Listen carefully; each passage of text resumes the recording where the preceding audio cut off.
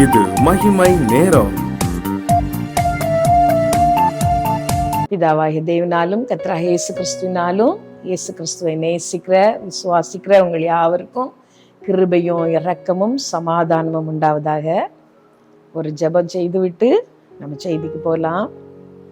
சர்வ வல்லமையுள்ள எங்கள் நல்ல தகப்பனே, இந்த நல்ல வேளையிலேயும் நாங்கள் ஸ்தோத்திரிக்கிறோம்ப்பா, ஸ்தோத்திரிக்கிறோம். நீர் ஒருவராய் பெரிய அதிசயங்களை செய்கிறவர், தம்மை நம்புகிறவர்களை அறிந்திருக்கிறவர், தம்மை பற்றும் உத்தம இருதயத்தோடு இருக்கிறவர்களுக்கு தம்முடைய வல்லமையை வெளிப்படுத்தும்படி நோக்கி பார்த்து கொண்டு இருக்கிறவர். கர்த்தாவே, நாங்கள் துதிக்கிறோம்ப்பா. ஏசப்பா, உமக்கு நாங்கள் நன்றி சொல்கிறோம். எங்களுக்காக நீர்பட்ட பாடுகளை நினைத்து நாங்களுமே நேசிக்கிறோம். ஏசப்பா, பரிசுத்த ஆவியானவரே, எங்கள் நடுவிலே நாங்கள் வரவேற்கிறோம். எங்கள் திரியேக தேவனே, உமக்கு மகிமை உண்டாவதாக. கர்த்தாவே, இப்போதும் நாங்கள் கேட்க போகிற இந்த வார்த்தைகள் எங்கள் எல்லாருக்கும் பிரயோஜனமாக இருக்கட்டும். ஆவியானவரே, நீர் எங்களோடு இடைப்படாம்ப்பா. ஒவ்வொரு உள்ளங்களையும் நீர் திறந்தரலும். இந்த வார்த்தைகளின் உண்மையை, அந்த வார்த்தைகளின் உம்முடைய வார்த்தைகளின் உண்மையை, வல்லமே உம்முடைய ஜனங்கள் உணர்ந்து கொள்ளும்படியாக ஒவ்வொருடைய இருதயத்திலையும் நீ கிரியை செய்ய நான் ஜெபிக்கிறேன். ஆண்டவரே, இது வெறும் வார்த்தைகளாக இல்லாமல் 30, 60, 100 பலன் தருகிற வார்த்தைகளாக இருதயத்திற்குள் விழவும் பலன் தரவும் தக்கதாக கர்த்தாவே நீர் ஆசீர்வதியும். அந்த நேரத்திலையும் கர்த்தாவே, இடையிலே நின்று போராடுகிற எல்லா அந்தகார வல்லமைகளையும் நாங்கள் சபிக்கிறோம். கர்த்தாவே, இந்த வார்த்தைகள் தெளிவாய் போகக்கூடாதபடிக்கு வான மண்டலங்கள்ல நின்று போராடுகிற எல்லா துரைத்தனங்களையும் அந்தகார ஆவிகளையும் இயேசுவின் நாமத்தினால நாங்க கட்டி ஜெபிக்கிறோம். உடைய வல்லமை இறங்கட்டும் கர்த்தாவே. ஒரு தெளிந்த புத்தியோடு திறந்த மனதோடு இதை கேட்க ஒவ்வொருத்தருக்கும் உதவி செய்யும். உடைய சிலுவையின் பின்னால் உடைய இரத்தத்திற்குள்ளால் என்னையும் நீர் ஒழித்து கொள்ளும். எங்களை ஆசீர்வதியும். இயேசுவின் நாமத்துல ஜெபிக்கிறோம் பிதாவே, ஆமென். இந்த வாரத்தின் தொடர் செய்தியாக இயேசு கிறிஸ்து சொன்ன நானே நல்ல மேய்ப்பன் என்ற தலைப்பின் கீழ் நாம் தியானிக்க இருக்கிறோம். அதற்கு ஆதாரமாக வேதத்திலிருந்து ஒரு வசனத்தை நான் வாசித்து செய்தியை தொடர்கிறேன். யோவான் எழுதின சுவிசேஷம் 10ஆம் அதிகாரம் 11வது வசனம்.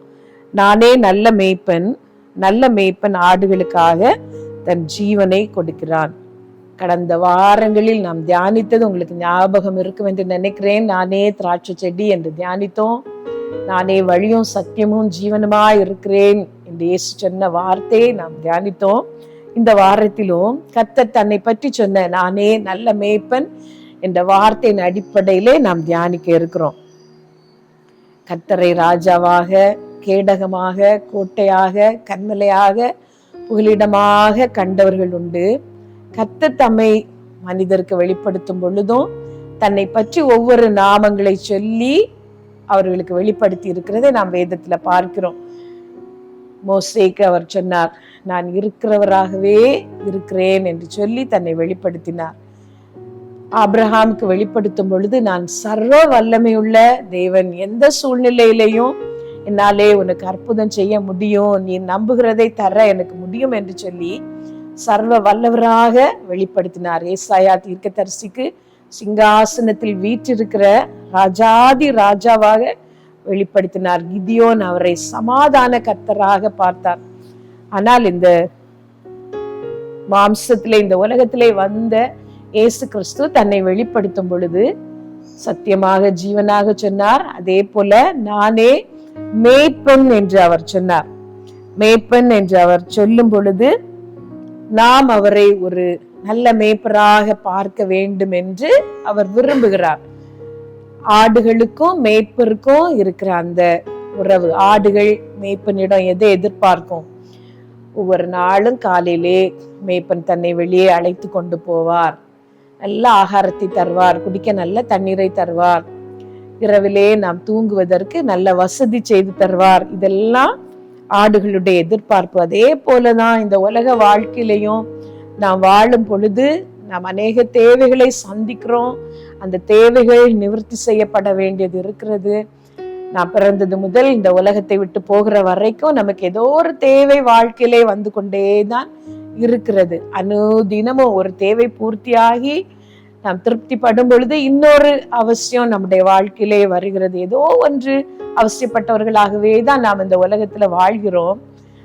ஆண்டவர் நம்மை பார்த்து சொல்கிறார், எப்படி ஒரு ஆடு ஒரு மேய்ப்பனுடைய கரத்தை எதிர்பார்த்து அவர் எல்லாம் தருவார் என்று அவரையே நம்பி விசுவாசித்து இருக்கிறதோ, அதே போல நாமும் அவரை நம்பலாம், அவரை ஒரு மேய்ப்பனாக நாம் பார்க்கலாம் என்று இயேசு கிறிஸ்து இந்த வார்த்தை மூலமாக நமக்கு சொல்லி தந்திருக்கிறார். ஆடுகள் எதிர்பார்க்கிற காரியங்கள், நல்ல உணவை எதிர்பார்க்கும், அதே போல நல்ல தூங்க நல்ல இடத்தை அது எதிர்பார்க்கும், நல்ல தண்ணீரை எதிர்பார்க்கும்.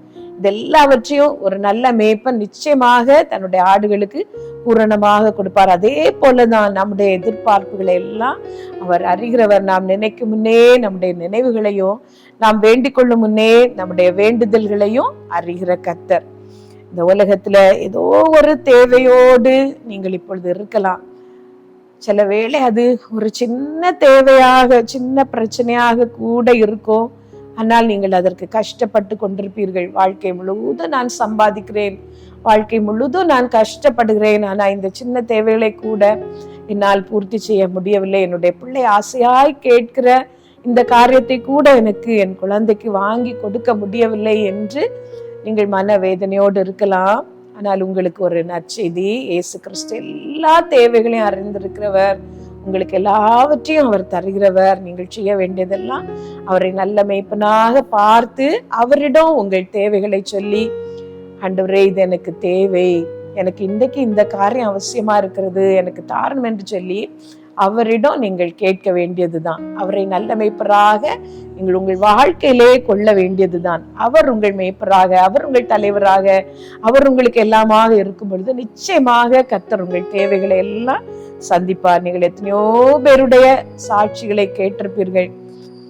கஷ்டப்பட்டேன் அந்த நாட்களிலே, என்னுடைய பிள்ளைகளை வளர்ப்பதற்கு நான் பாடுபட்டேன், ஒரு பால் வாங்கி கொடுக்க கூட என்னிடம் பணம் இல்லாமல் இருந்தது. அந்த நாட்களிலே நான் இயேசுவை அறிந்து கொண்டேன், இயேசுவை நோக்கி பார்க்க தொடங்கினேன், இயேசு எனக்கு அதிசயமாய் உதவி செய்தார். இன்றைக்கு நான் மற்றவர்களுக்கு கொடுக்கிற அளவிற்கு கர்த்தர் என்னை உயர்த்தி இருக்கிறார், வாழ வைத்திருக்கிறார் என்று சொன்ன எத்தனையோ பேருடைய சாட்சியை நீங்கள் கேட்டிருப்பீர்கள். உங்களுக்கும் அதுதான் நற்செய்தி. கர்த்தரை நோக்கி பாருங்கள். அவரை நோக்கி பார்த்த முகங்கள் வெட்கப்பட்டு போனதே இல்லை. ஒரு நிமிடம் நாம் ஜெபிக்கலாம். சர்வ வல்லமையுள்ள எங்கள் நல்ல தகப்பனே, இந்த நல்ல நாளின் இந்த நல்ல பொழுதிலே இதை கேட்கிற நாங்கள் எல்லாரும் இணைந்து உம்முடைய முகத்தை நோக்கி பார்க்கிறோம். கர்த்தாவே, இந்த செய்தியை கேட்கிறதுலே யாராவது சின்ன சின்ன தேவைகள் கூட என்னால் பெற்றுக்கொள்ள முடியவில்லையே, சின்ன சின்ன ஆசைகளை கூட எனக்கு பூர்த்தி செய்ய முடியவில்லையே என்று கண்ணீரோடு இதிலே ஜெபித்து கொண்டிருப்பார்களானால் கர்த்தாவே, ஒவ்வொருத்தருக்கும் நீர் உதவிச்சியப்பா. அது உடையை பற்றிய ஒரு தேவையானாலும் சரி, உணவை பற்றிய ஒரு காரியமானாலும் சரி, இல்லை எங்களுக்கு ஒரு வீடு வேண்டும் என்று சொல்லி தங்குவதற்குரிய ஒரு காரியமானாலும் சரி, நீர் சொன்னீர் என் ஜனம் சமாதான தாபரங்களில் படுத்திருக்கும் என்று சொல்லி உங்களுடைய பிள்ளைகளுக்கு நீர் வீடு வாசல்களை ஏற்படுத்தும் கர்த்தாவே. நல்ல ஆகாரத்தினால் நீர் போஷிக்கிறவர், காட்டு புஷ்பங்களை உடுத்துவிக்கிறவர், எங்களை அருமையாய் உடுத்துவிக்க உம்மால் முடியும். ஆகாயத்து பட்சிகளை போஷிக்கிற உம்மால் எங்களுக்கு நல்ல உணவை தர முடியும். உடைய பிள்ளைகளை ஆசீர்வதியும் கர்த்தாவே. என்ன தேவையா இருந்தாலும் நீர் சந்தித்து ஆசீர்வதியும். நல்ல மேய்ப்பராக உடைய பிள்ளைகளுக்கு நீர் எல்லா தேவைகளையும் சந்தித்து கொடுக்க நாங்க ஒரு மனதோடு ஜெபிக்கிறோம். நீர் ஆசீர்வதியும். உடைய கரத்திலே எங்களை ஒப்பு கொடுக்கிறோம். இயேசு நாமத்துல கேட்கிறோம், ஜீவனுள்ள எங்கள் நல்ல பிதாவே, ஆமென்.